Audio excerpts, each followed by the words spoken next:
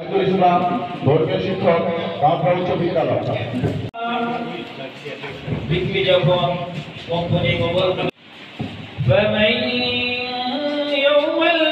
সব কাজ করলে তা দেখতে পাবে। আমার সম্মুখে অভিভাবকবৃন্দ আছেন, ছাত্রছাত্রীরা আছেন।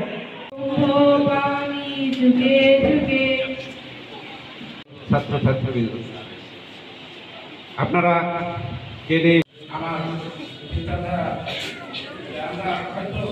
মধ্য দিয়ে তাদের আন্দোলনের মধ্য দিয়ে একটি নতুন বাংলাদেশ পেয়েছি। পড়াশোনার পাশাপাশি ভালো মানুষ হওয়ার চেষ্টা করবো, তাহলে সম্ভব।